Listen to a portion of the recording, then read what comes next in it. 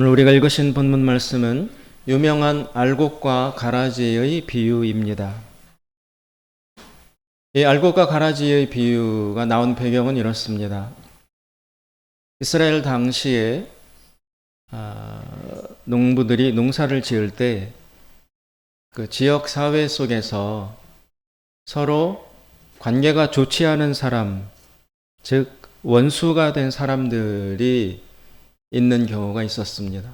그럴 때 그 원수된 사람이 상대방에게 보복하고 복수하기 위해서 농사가 시작될 때 자기가 미워하는 그 사람이 그 씨를 뿌리고 나면 일부러 밤에 몰래 그 사람 밭에 가서 가라지, 알곡이 아닌 가라지라는 잡초나 독볼이나 이런 씨들을 밤에 몰래 뿌리고 옴으로써 자기 원수된 자의 한 해 농사를 다 망치게 만드는 방식으로 보복을 행하던 그런 풍습이 있었다고 합니다.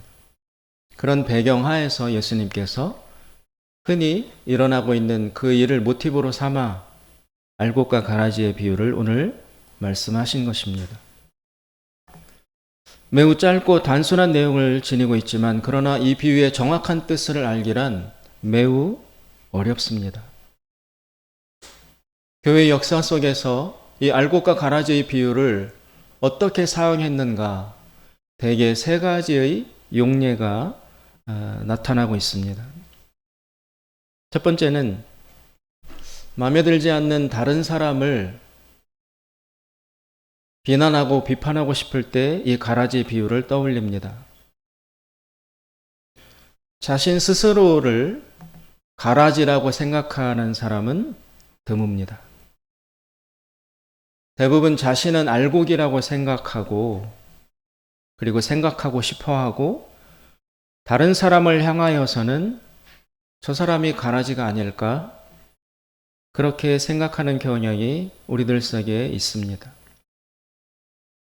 두 번째는 교회 내에 불화와 갈등이 있을 때 그것을 정면 대응하여 바르게 이렇게 정리하는 건 너무 힘이 들고 장애물이 많으니까 그것을 묻고 합리화하며 넘어가려 할 때 이 비유를 사용합니다.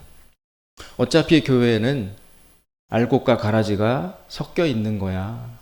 그러니 가라지를 가려내는 그 작업이 불가능할 수밖에 없어. 그냥 이대로 견뎌야 해. 이것이 정상이야. 라고 하면서 이 비유를 사용합니다. 세 번째는 지금 우리나라에서도 기승하고 있는 어떤 특정한 이단 공동체들이 자신들을 비판하는 기존 교회를 공격할 때 이 비유를 사용합니다. 그 이단 공동체는 아주 특별하고 어떤 집약적이고 그리고 이렇게 극단적인 해석을 하기 때문에 사람들에게 명쾌한 설명을 제시한다고 느껴지는 경향이 많습니다. 성경 안에는 우리 이성으로 납득이 되지 않는, 그래서 신비로 남겨두어야 할 그런 영역이 분명히 있는데 이단 같은 곳에서는 그것을 인간의 설명과 머리로, 지성으로 어떻게든 끝까지 합리적으로 설명하기 위해서 노력을 합니다.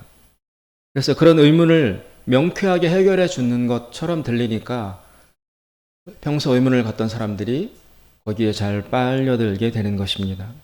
그럴 때 그 이단들이 이렇게 포섭되어 온 사람들에게 지금 세상에서 우리만이 알곡이야.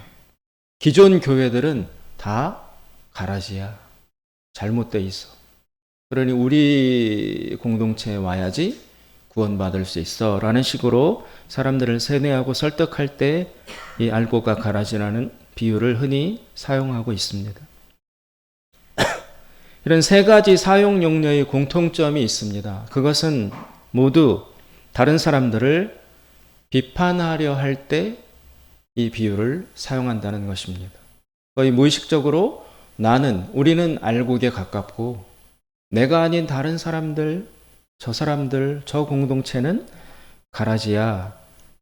그렇게 대부분이 이 비유를 사용하고 있다는 것입니다. 이런 경향은 예수님 당시에도 마찬가지였습니다.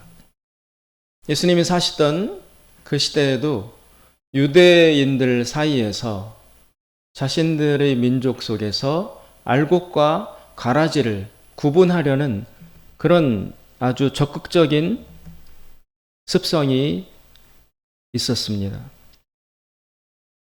그래서 이스라엘 사회는 서로 내가 알곡이고 너는 가라지야 라고 비판하고 배제하는 그런 작은 소그룹, 무리, 공동체, 이념 이런 것들로 사실상 갈기갈기 찢겨져 있었습니다. 그 대표적인 경향을 세 가지만 이야기하면 이렇습니다. 이스라엘은 그 당시에 로마의 식민지 상태에 있었습니다. 이스라엘 사람들은 하나님의 선민이다. 우리는 하나님이 선택받은 백성이다라는 자부심이 매우 큰 민족이었습니다. 그리고 그런 민족적 자부심을 아주 긴 시간 동안 키워왔던 그런 민족인데, 그런데 지나간 역사를 돌이켜보면 강대국에게 짓밟히고 파괴된 경우들이 적지 않았습니다. 그런 수치의 역사를 자신들이 가진 민족적 우월감을 가지고 어떻게든 합리적으로 해석을 해내야 돼야만 했습니다. 그런데 예수님 당시에 예외 없이 로마라는 역사상 최대한 강력한 제국이었던 로마 제국의 식민지 상태에 이스라엘이 들어가게 되었습니다.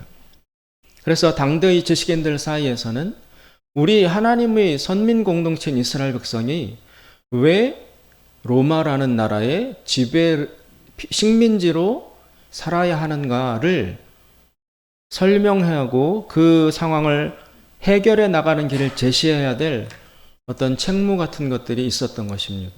그 과제 앞에서 사람들은 이렇게 반응을 했습니다. 서로 무리를 지으면서 우리는 괜찮은데 너네 때문에 하나님이 심판하셔서 우리가 로마의 식민지가 된 거야. 이렇게 대응을 했다는 것입니다.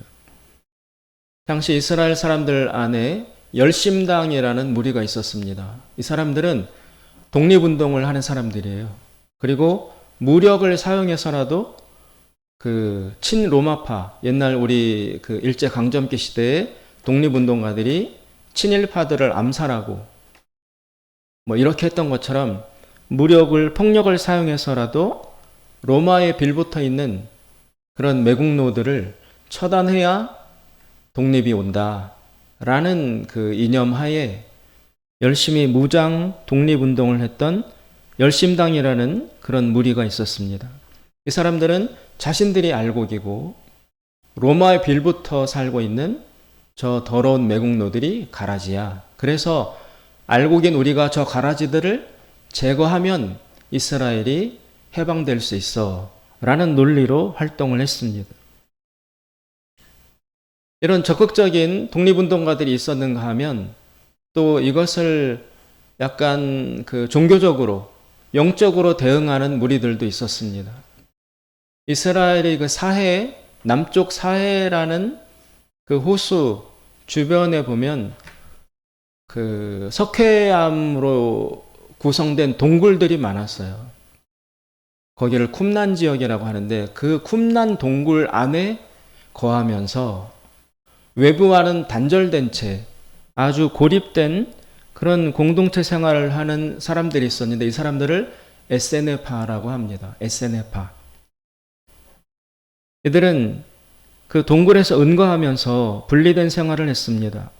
아주 철저한 금욕과 엄격한 자체 규율을 지키면서 아주 거룩한 생활을 했습니다.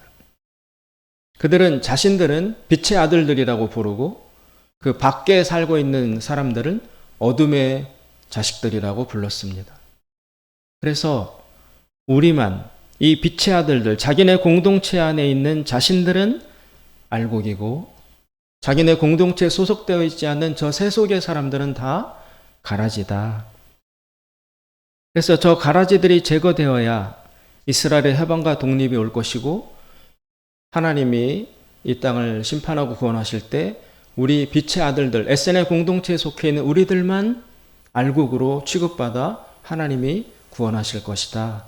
이런 이데올로기 속에 열심으로 금욕적 생활을 하는 무리들이 있었습니다. 세 번째는 일상생활 속에서 알곡과 가라지를 구분하는 경향이 있었습니다.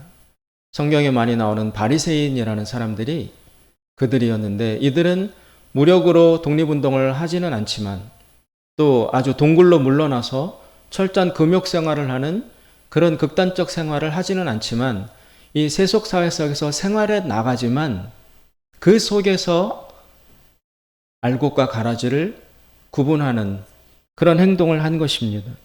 당대의 세리, 창녀, 문둥병자 같은 이런 악하고 더러운 질병 걸린 사람이나 사회적으로 공인된 비도덕적인 인물들의 거룩지 못한 삶, 그것 때문에 하나님이 벌 주셔서 이스라엘이 로마의 식민지가 되었다라고 해석하면서 이스라엘이 구원받으려면 다시 로마의 식민지에서 벗어나 독립국가가 되려면 저런 세리, 창녀, 문둥병자, 나병 환자 저런 사람들이 다 제거되거나 교화되어야 가능하다.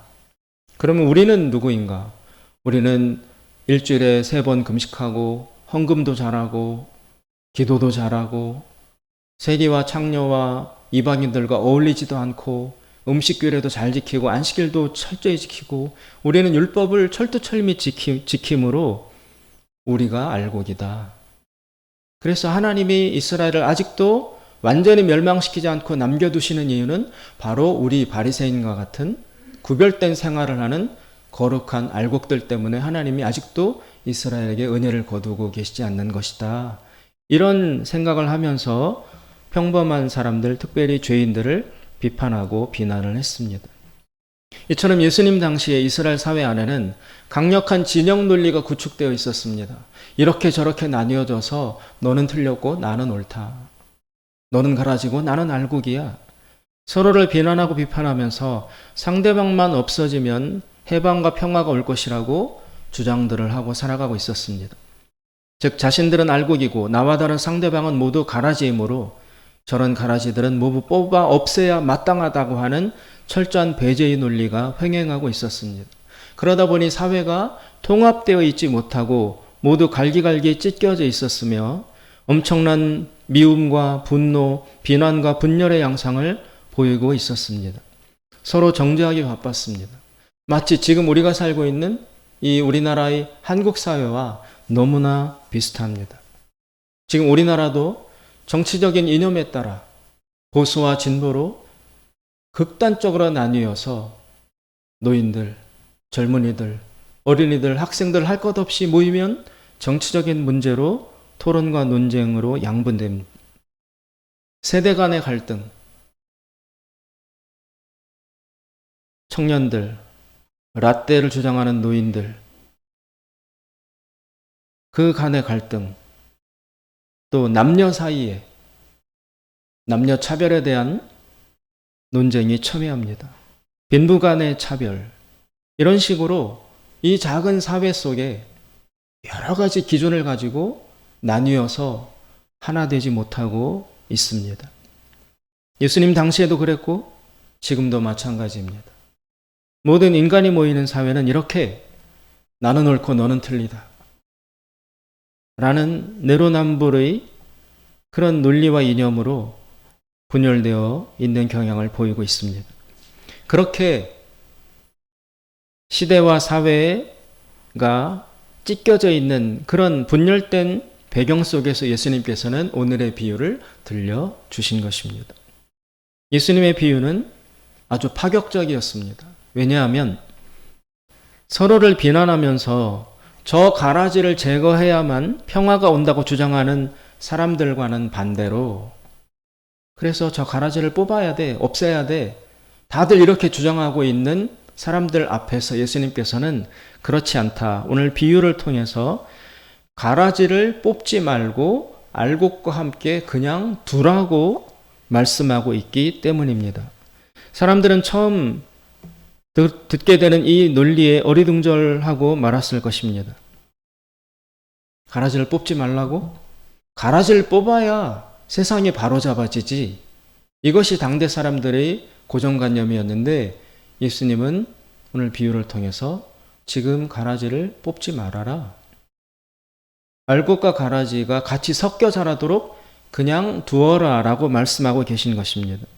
그러자 제자들은 여기에 의문을 갖고 무리들이 다 돌아가고 난 후에 예수님께 따로 나와서 이 비유가 이해되지 않는다고 질문을 다시 하고 있습니다. 설명해 달라고 예수님께 요청합니다.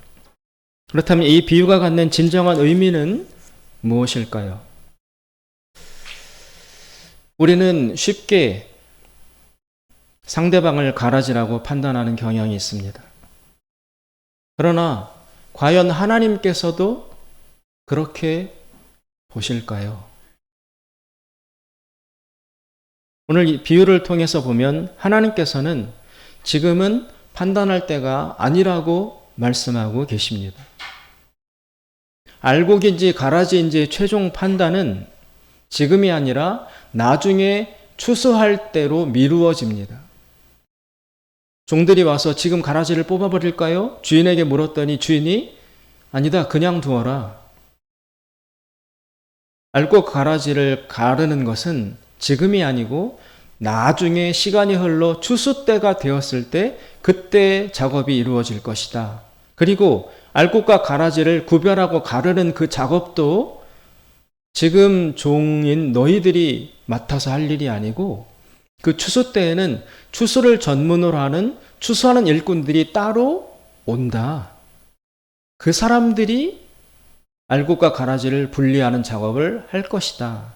너희들은 그 일을 할 적합한 사람이 못 된다라고 종들을 만류하고 계십니다. 지금 종들은 자신들이 알곡과 가라지를 분별할 수 있다고, 그래서 가라지를 제거할 수 있다고 주인에게 요청하고 있습니다. 지금 뽑아버립시다. 지금 뽑아야 됩니다. 그리고 상식적으로 생각할 때도 농사를 생각하면 가라지를 제때제때 뽑아 주어야 됩니다. 피를 제거해 주어야 알곡만 남게 됩니다. 농사의 논리로 보면 그 말이 맞습니다. 그러나 웬일인지 주인은 그들에게 지금 가라지를 뽑아버리라는 권한과 기회를 주지 않습니다.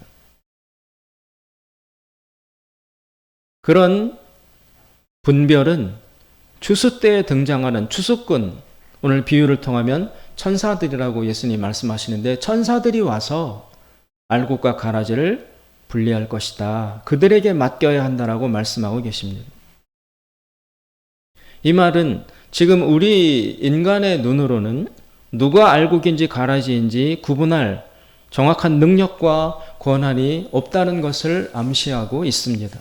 우리는 쉽게 그리고 급하게 저 사람은 틀렸어. 저 사람은 가라지야. 신앙생활을 저렇게 해서 돼? 목사가 그러면 돼? 장로가 그러고도 장로야? 뭐 이런 식으로 그 사람이 마치 가라지인 것처럼 우리는 쉽게 판단을 내리고 단정을 짓습니다. 그러나 그런 조급한 경향에 대해서 예수님께서는 오늘 비유를 통해서 그래서는 안 된다라고 말씀하고 계신 것입니다. 그러면서 주인이 이렇게 말합니다. 지금은 그저 자라게 할 때이다. 지금은 자라나도록 그냥 두어야 할 타이밍이다라고 말씀하고 있습니다. 알곡도 자라고 가라지도 자라나게 해야 된다. 그리고 추수 때에 그때 구분을 하게 될 것이다. 즉 시간을 주어야 한다고 말씀하고 계십니다. 우리는 왜 지금 알곡과 가라지를 구분하지 못할까요? 그것은 모든 인간은 욕망과 이기심과 자기 중심성에 근거하여 판단하는 것을 피할 수 없기 때문입니다. 모든 사람들은 외모를 보고 판단합니다. 특히 세속화되어 있는 이 시대에 그리스도인들도 교회를 다닌 사람들도 그 관점이, 생각과 관념과 기준이 세속에 매우 물들어 있고 지배를 당하고 있습니다. 그래서 교회 안에서 받게 되는 하나님의 축복과 은혜도 다분히 물질적인 축복과 자녀의 축복, 건강의 축복, 이라는 보이는 물리적인 축복이라는 기준을 근거로 판단하는 경향이 매우 많습니다. 그런 물질적인 축복이나 자녀와 가정과 건강과 형통, 지위, 성공, 이런 것들을 근거로 저 사람은 하나님께 복을 받은 알곡이구나 라고 판단하는 그런 경향이 우리들 내면에 자동적으로 내재되어 있습니다. 우리가 생각하는 이상으로 우리는 그 세속적인 경향에 물들어 있는 것을 자각해야 합니다. 이 앞 비유에서 예수님께서 좋은 밭은 30배, 60배, 100배로 결실할 것이다라는 그 말씀도 오늘 그리스도인들은 철저히 물질적인 축복이라는 기준으로 해석을 하는 경향이 다분합니다. 따라서 교회를 다니면서 물질적으로 번성하고 또 풍성하고 자녀들이 잘 되고 가정이 평안하고 몸이 건강하고 지위가 올라가고 명예가 늘어나고 이러는 것을 보면 당연히 하나님의 복을 받은 알곡이라고 스스로도 자부하고 남들도 그렇게 평가해주고 칭찬합니다. 그러나 과연 그럴 것인지 오늘의 비유는 질문하고 있습니다. 하나님도 그렇게 보실까? 하나님께서 알곡과 가라지를 구분하는 데는 아주 중요한 기준이 있습니다. 예수님께서는 제자들을 가르치면서 이렇게 말씀하셨습니다. 좁은 문으로 들어가라. 구원으로 이르는 문은 길이 좁고 협착하여 찾는 이가 적을 것이다. 분명히 구원의 조건으로 반드시 좁은 문, 좁은 길을 걸어가야 된다는 조건을 제시하셨습니다. 구원에 이르는 길은 아주 좁아서 그리고 거칠고 험해서 사람들이 많이 찾지 않고 좋아하지 않을 것이라고 말씀하신 것입니다. 이 기준으로 보자면 반드시 알곡이 되려는 자는 틀림없이 좁은 길을 통과할 수밖에 없습니다. 틀림없이 이 세상이라는 밭에서 알곡인 사람은, 알곡이 되려는 자는 하나님의 주권하에 좁은 길을 걸어가게 됩니다. 이 세상에서 좁은 길이란 그런 무엇이겠습니까? 우리 인간의 삶에서 남들이 싫어하고 가지 않으려 하는 좁고 협착한 거친 길이란 과연 어디를 뜻하겠습니까? 모든 사람들이 싫어하고 회피하는 고통과 고난, 어려움, 외로움, 척박한 환경, 이런 것들이 좁은 길임에 틀림이 없습니다.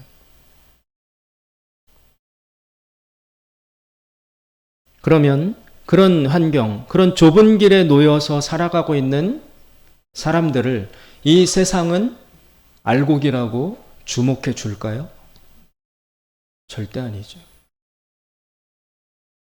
지금 고통당하고 있는 사람, 지금 고난당하고 있는 사람, 지금 실패한 것처럼 보이는 사람, 외롭고 낮고 잊혀지고 연약하고 보잘것없는 그런 사람들을 저 사람들이 바로 하나님이 선택하신 알곡이구나 라고 우리 인간의 눈으로 과연 구분하고 판명이 가능할까요? 그렇지 못합니다. 사람들은 그들을 주목하지 않습니다. 화려하고 승승장구하고 높고 강하고 많고 부유하고 그런 사람들이 알곡일 것이다라고 당연히 생각하게 되는 것입니다. 세상은 좁은 길 위에 서 있는 자들, 좁은 길을 걸어가고 있는 자들을 잘 발견해내지 않습니다. 대부분 무시하고 외면하는 경향이 있습니다. 따라서 우리가 알곡이라고 생각하는 그런 사람들은 어쩌면 하나님의 눈으로 볼 때는 사실상 알곡이 아니라 가라지가 될 위험을 많이 가지고 있는 그런 존재라고 우리는 생각해야만 합니다. 반면에 사람들이 가라지라고, 보잘것없다고, 볼 것 없다고 외면하고 무시하는 바로 그런 사람들이 어쩌면 오히려 알곡일 가능성을 매우 내포하고 있을 그런 사람들이라는 것입니다. 왜?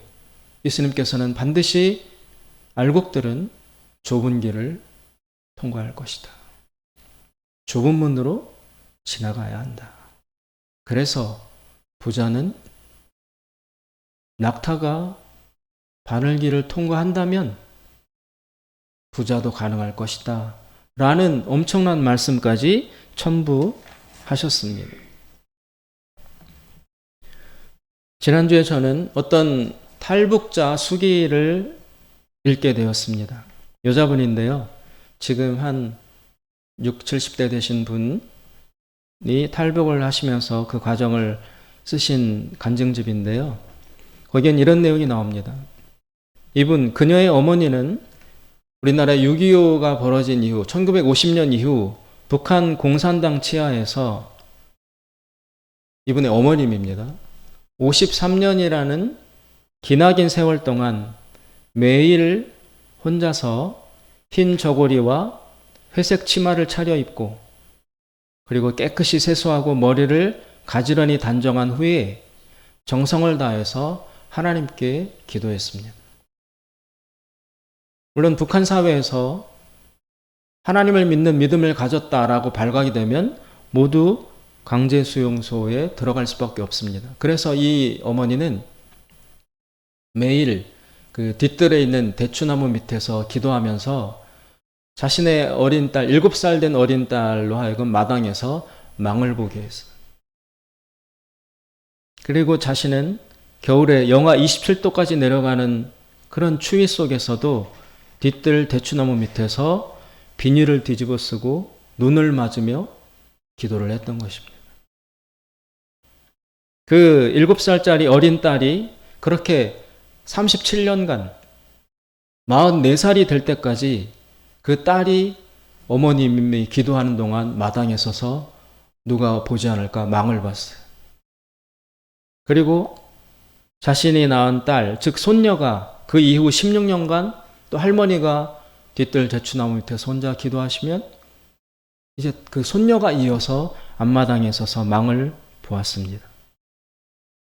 그러다가 그분은 53년간 그렇게 하루도 빠짐없이 기도하다가 78세에 세상을 떠나셨습니다.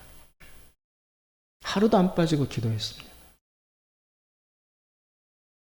그런데 여러분, 그렇다면 그분의 그런 간절한 기도 끝에 북한이 해방되었습니까?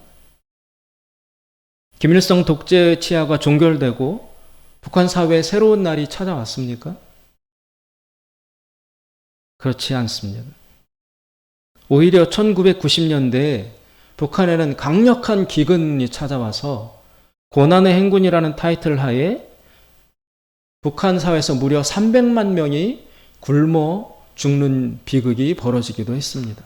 이 어머님이 간절히 기도하는 동안 그 비극이 일어났던 것입니다. 그렇다면 이 할머니, 이 어머니는 알곡인가요? 가라지인가요? 같은 시대, 동일한 시대에 우리 남한, 한국의 그리스도인들은 엄청난 경제 성장을 구가하고 교회들이 1000명, 10,000명, 10만 명을 넘어가는 큰 교회들을 이루고 집집마다 삶의 수준이 비약적으로 상승하고 좋아졌습니다. 수많은 사람들이 교회로 몰려들었습니다.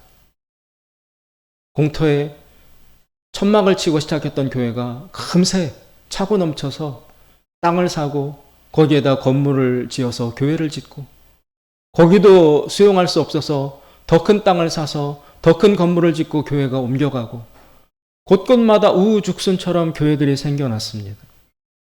그리고 교회들마다 뜨거운 기도 소리, 박수 소리, 찬양 소리, 교회 담장을 넘었습니다. 같은 시대 이 어머니는 비가 오나 눈이 오나 북한의 그 엄혹한 사회 속에서 53년간 매일같이 부르짖었으나 북한에는 교회 하나 세워지지 않았고 있던 교회도 다 망가졌고 성경책 하나 자유롭게 볼 수 없는 더 지독하고 엄혹한 억압이 그 사회 속에 찾아왔습니다. 반면에 동시대 이 한국 사회에서는 교회가 불야성을 이루고 모든 것이 풍부하고 모든 것이 좋아지고 모든 것이 올라가는 엄청난 발전을 이루었습니다. 그렇다면 이렇게 많은 축복을, 이렇게 많은 기도 응답을 받은 것을 보니 우리 한국의 교회는, 한국의 그리스도인들은 확실히 알고 계미 분명할까요? 그들은 북한은 저렇게 지지리도 못 살고 고난과 고통을 저렇게 긴 시간 동안 벗어나지 못하고 있는 것으로 보면 저들은 가라지가 아닌가. 왜요? 여기는 복을 받고 저기는 복을 못 받으니까. 알고 기니까 복 받고 가라지니까 하나님이 버린 것 아니야. 이렇게 해석해도 되는 것입니까?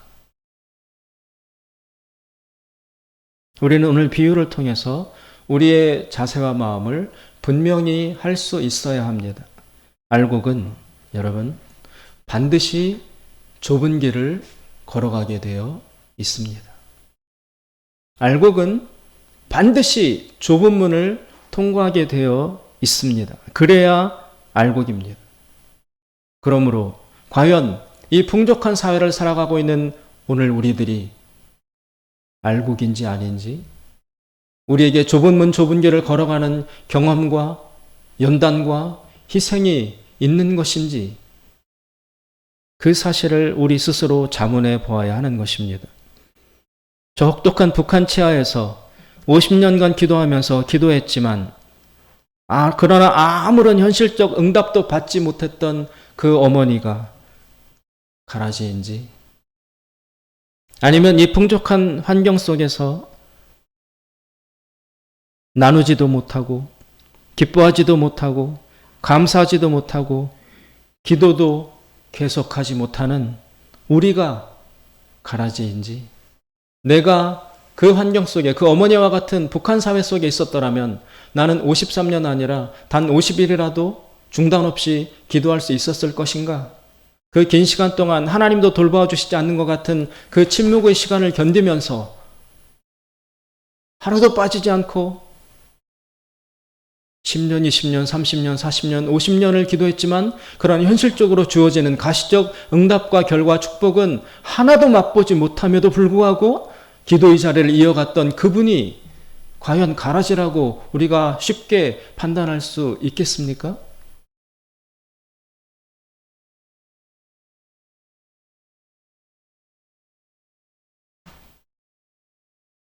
감히 누구를 향해서 알곡이다, 가라지다 라고 운의하는 우리의 입을 닫아야 할 것입니다.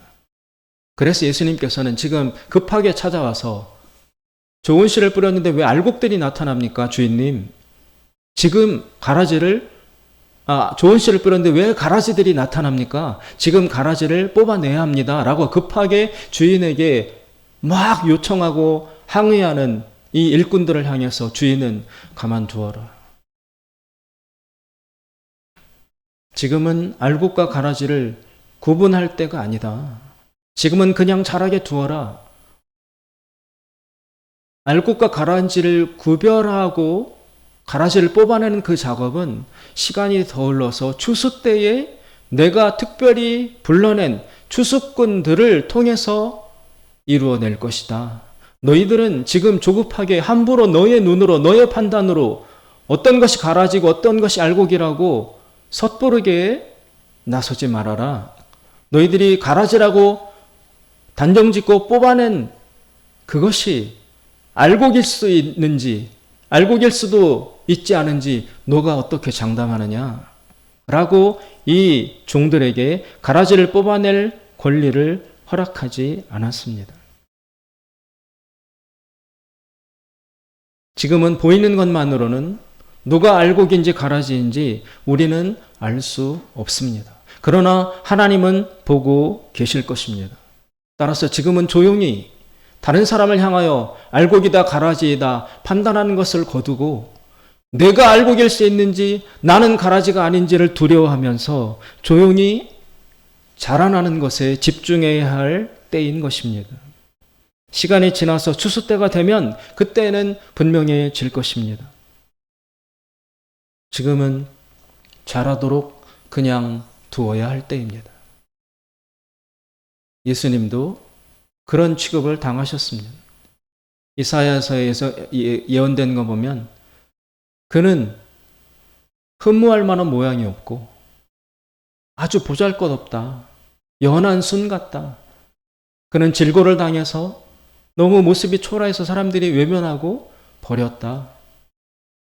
그가 상함으로 우리가 나음을 입었고 그가 찔림으로 우리가 구원을 받았다. 또 예수님 그 사역하시던 동안에도 그 바리새인들이 예수님께 찾아와서 이렇게 말합니다. 너가 나이 50도 안 됐는데 저 예루살렘 성전이 뭐 어떻게 되는지 너가 아느냐? 근데 예수님 당시에 30살이었거든요. 30살이던 예수님이 상대방 눈에는 한 50 근처에 된 사람처럼 보였다는 거예요. 그 예수님이 굉장히 겉늙었을 거예요. 고생을 많이 해서. 그리고 예수님은 말씀하셨습니다. 나는 여우도 자기 굴이 있는데 나는 머리 두고 베개 두고 잘 방 하나도 없다. 그리고 제자들도 다니면서 먹을 게 없어서 지나가면서 밀 이삭을 손으로 훑어가지고 후후 불면서 그것을 점심으로 먹기도 했습니다. 예수님은 외모로 보자면 전혀 주목할 만한 뛰어나고 우월한 특성이 없었습니다. 그래서 바리새인들이 경멸하고 무시를 했던 것이죠. 저 갈릴리 촌놈이 갈릴리에서 나사렛에서 무슨 선한 것이 날 수 있느냐. 그러므로 지금 보이는 모습만 가지고 알곡이다 가라지이다 판단해서는 안 됩니다. 예수님께서는 이런 무서운 말씀을 하셨습니다. 천국은 처음 된 자가 나중될 수도 있고 나중된 자가 먼저 될 수도 있는 그런 나라다. 따라서 천국에 들어오면 모두들 놀랄 것이다. 당연히 천국에 올 것이라고 기대했던 사람이 보이지 않는 데에서 놀라고 어떻게 저 사람이 천국에 들어갈 수 있지? 라는 그런 것 때문에 또 놀라고 놀라움의 연속일 것이라고 말씀하셨습니다. 사랑하는 여러분, 지금은 알곡과 가라지를 구분해낼 때가 아닙니다. 그저 조용히 자라나도록 해야 할 때입니다. 다른 사람도 자라나도록 기회를 주어야 하고 나 자신에게도 시간을 주어야 합니다. 오늘 비유 뒷부분에 나오는 천국은 겨자씨를 심었을 때 나중에 전혀 기대하지 않았던 큰 형태의 나무로 겨자나무가 자라는 것, 또 어떤 여인이 가루 반죽에 작은 효모, 이스트를 넣었는데 누룩을 넣었더니 그게 상상을 못하는 놀라운 크기로 부풀어 올랐다는 비유를 예수님이 첨부하십니다. 그 두 가지 간단한 비유의 공통점이란 시간입니다. 시간. 지금 천국의 가능성을 가진 알곡은 지금은 겨자씨처럼 작고 드러나지 않습니다. 아직 부풀지 않은 밀가루 반죽처럼 작아 보입니다.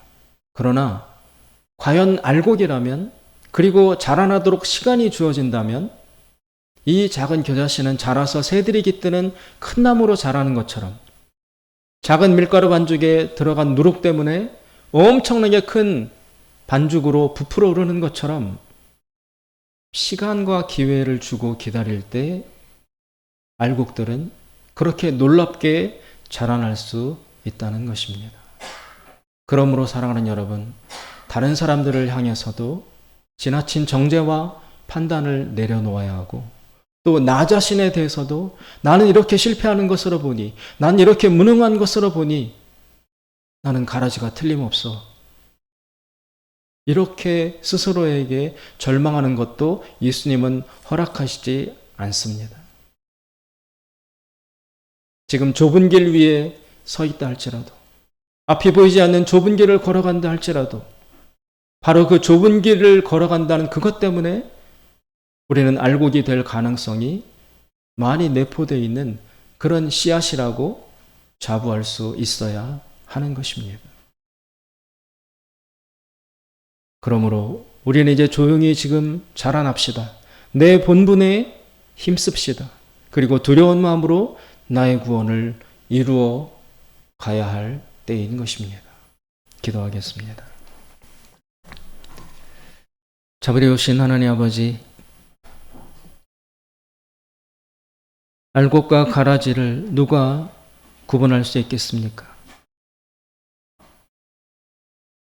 우리에게서 교만한 마음을 내려놓게 하여 주시고, 또 절망하고 낙심하는 마음도 제거하여 주시옵소서. 주님은 외모를 보지 아니하시고 우리의 내면을 보신다고 하셨사오니, 주께서 심으신 천국의 그 겨자씨만한 씨앗이 우리에게 다시 시간을 주시고 기회를 주신다면 반드시 자라날 줄로 믿습니다. 하나님, 저희를 인도하시고 저희를 지키고 보호하여 주시옵소서. 예수님의 이름으로 기도드리옵나이다. 아멘.